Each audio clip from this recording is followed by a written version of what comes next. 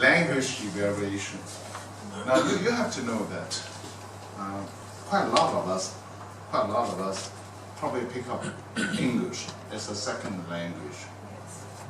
And the command of English in Singapore is generally very high among Asians. But I always believe in one thing: when you really want to learn a language, learn from those people whose mother tongue is that particular language. If you want to learn Japanese, don't learn from a Singaporean. Learn from a Japanese. If you want to learn Chinese, go to Beijing to learn from those people over there. This is what we call the country origin. Tonight, we're very honored to have someone from England, but who has become a Singaporean. Wow, this is very important for you to know that. She is no longer an English lady, but a Singaporean lady, and she is an accomplished Toastmaster. And we always believe that words can paint pictures. Words can make us laugh, make us cry, make us feel really touched. And tonight we have a lady who is going to share with us her evaluation of the language that we have used tonight. Let's welcome Penny.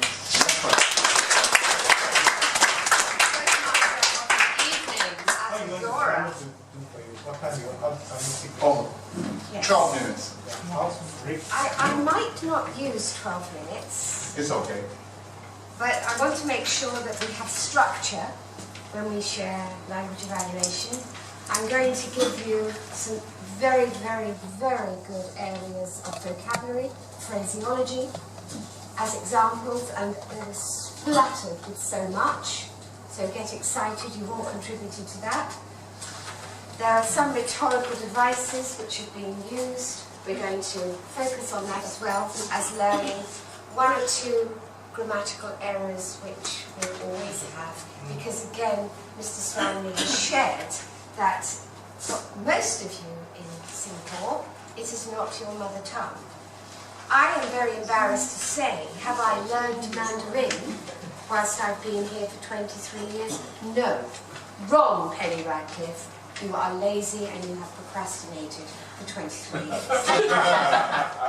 Go back on British Airways immediately tomorrow, but not the Blue Max, whatever it is, Berlin, whatever's. Can I just make one incredible compliment, but an authentic compliment? I'm falling in love with Mr. Stanley. And the reason that I am is that his voice is like a box of Cadbury's milk tray. It is eloquent, Mr. Stanley. It is very polished, ladies and gentlemen. It's timing as well.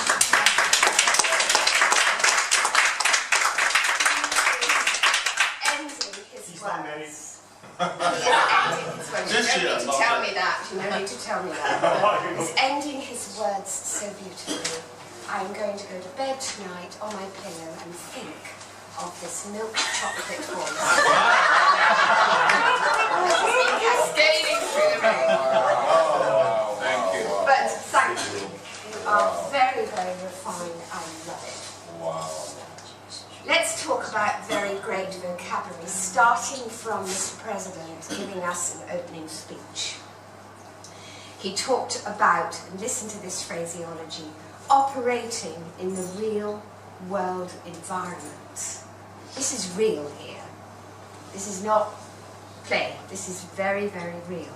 And he talked about being a suitable and authoritative speaker. Because when we are authoritative, we are giving all of you a great call to action at the end of the speech. That is very, very important. And those words are definitely, thank you Mr. BP, ringing through my ears as well. Talking too about a wonderful description, picture painting really, talking about a speaker going from a caterpillar to a beautiful butterfly. Again, very lovely. We heard that man in his gender is a social animal, and all men are social animals in whatever shape or form they become or evolve from. We won't go there. This was incredibly poignant, this next phrase. I woke in the morning with a great fear and nothing to look forward to. We've all been there, and thank you very, very much for that honesty that you have shared. We also heard you are real. We are all real. You are real. Mr. Stanley is also real, even if he is totally refined. Frustration ensues.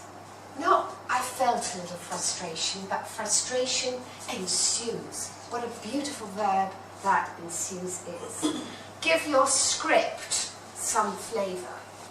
Give your script some flavour. Again, adding colour. I'm a video production nut. Again, humour, clever picture painting, and thank you. Life is looking for challenges and adventures. Absolutely. In life, we face challenges every day. And what you are saying, Mr. Charles, is that challenges are opportunities to capture. There's a salesperson's mentality in there. And if anybody knows me, they know that I'm a salesperson. The prayer calls were echoing every early morning, the call to prayer. It is quite beautiful when you are in a Muslim country and you have call to prayer. It's like an alarm clock at 5 o'clock in the morning, but it mellows and sends you back to sleep. It's very, very lovely. Our families are related to the Nafia. Again, cute, humorous. And dream big came out. Dream big. Are your thoughts self-sabotaging? Are your thoughts self-sabotaging? Again, very, very good, very powerful. The mind and the body is one. Absolutely, and thank you for reminding us. We have a lot of self-talk in ourselves. And what you are saying there really is consider your self-doubt. That is dangerous. We have to wake up in the morning. We may be doubtful, we may be nervous, but whatever you do, you have to overcome it and go out there and face the world. There's splatterings of rhetorics here, so I'm going to just go back to that in a minute. Agora, it's a testimony, you said, and you said, and thank you, Mr. President, become the person you ought to be to lead the life you dream of. Being an Agora person here, I think that that's very profound. It is almost your unique value proposition of Agora, because Agora is unique. There's no doubt about that. It is very different. It is, and I love Toastmasters. For me, it's a passionate hobby, a professional hobby. But this is incredibly spontaneous. You can do or you can say anything. There's a lot of freedom in this forum. Thank you. A sense of belonging. A sense of belonging. Again, that's quite lovely to be here. True wealth is what you are doing to commit to and with your value. And that, again, is very thought-provoking because, of course, we like money because money does buy things, but there's more to life than money. And that reminded us, and thank you very much indeed for that. Let's talk about rhetoric. Rhetorics are very, very powerful. They add strength to your message. Rhetorical devices are very varied. Rhetorical devices can keep emphasizing by repeating so that they really go in to us. Again, very powerful. And also some rhetorical devices are imaginative. And we'll talk about metaphors. And when they're imaginative, they're not really real, but we get what the speaker is saying.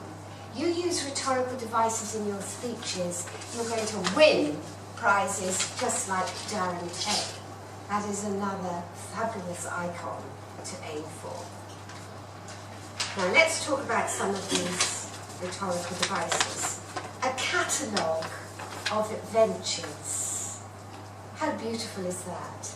Now a catalogue, we open a catalogue just to see what we like or what maybe we can buy.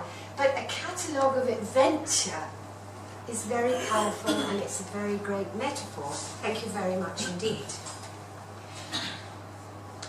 A thought that makes you feel angry. A thought that makes you feel happy. A thought, but then opposite. Happy, angry. That is a rhetorical device called an antithesis. But it's like bittersweet. It is very strong and it captures the ear. And thank you. How you react, how you feel, how you think, how you. Again, repetition, because you're using the how you, that is an anaphora. And again, it's very powerful and incredibly elevating to the speech. You plant good stuff into your life. Now, we don't go around planting flowers and vegetables all the time, but planting is a metaphor. Again, we can feel it. We're digging in the ground and we're planting it right into our life. Very, very good indeed. Trying not to be a bit naughty here, but wealth is sexy and wealth is seductive. The S and the S. Let's talk about grammar and not anything that we heard. A rhetorical device called an alliteration because the S and the S and the S is coming out.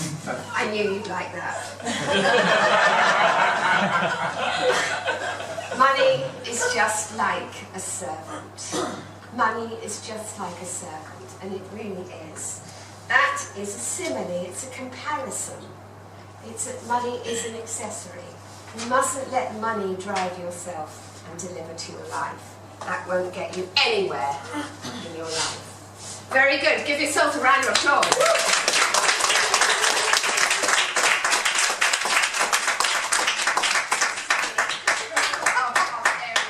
Correction, but there aren't that many. When we speak, I'll just give you a little bit of advice. When you speak, you need to use the 3 C's. Whatever you do, whether it's table topics, whether it's injecting a message in a 7-minute speech, keep your speech clear, concise, and most importantly, compelling. You're going out the door thinking, wow, that man has given me such a message. You're ringing down the stairs, really excited, and it stays with you. So the 3 C's are very important. That creates value to your message if you use the 3 C's. So when you're crafting your message, think like that, and again, your message will get through.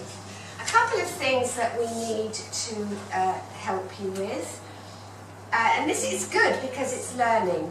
The number of thoughts that you go through in the day. The number of thoughts, in plural, that you go through each day is correct. Go through. It's not goes through. That's the wrong verb to the noun. The noun is big there. The number of thoughts, you could say equally, that's a noun. Philosophical. The emphasis is on philosophical. 5 syllables, we need to have those 5 syllables out very, very clearly. Not philosophical, it's philosophical. If you say it very clearly, then it really will resonate with the audience, with you. Thank you very, very much indeed.